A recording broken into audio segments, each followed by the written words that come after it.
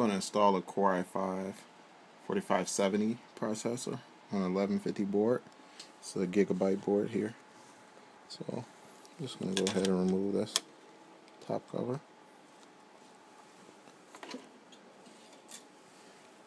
Go ahead and unlock it just by pushing out and up and away, and just pull it back. It's simple.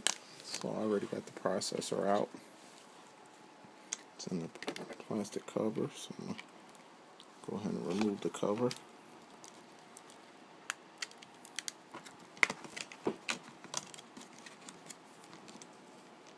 And I got both notches right here, as you see. Left notch, right notch. Then all I'm going to do is line it up on the motherboard, which is here and here, or here and here, whichever way you want to look at it. And then I'm just going to set it right down on it.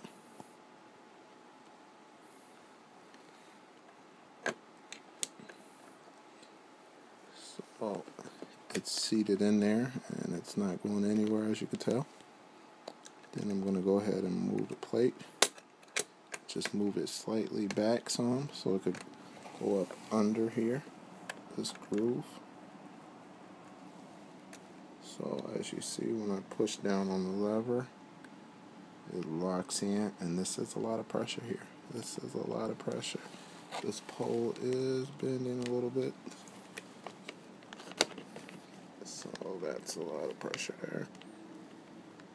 And I'm just going to lock it in, and it is now installed. So that's how you install a Core i5 4570 or 1150 Haswell processor on an 1150 socket motherboard. This particular board is a gigabyte B85M D3H.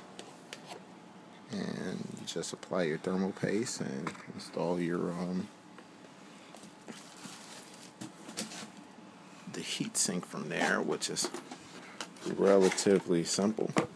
Just pull it out the box. I'm actually gonna go with water cool, so I'm not gonna actually use this, but it's still a pretty simple process. You just press that, you just set it over there and just press down on these tabs. 1, 2, 3, 4.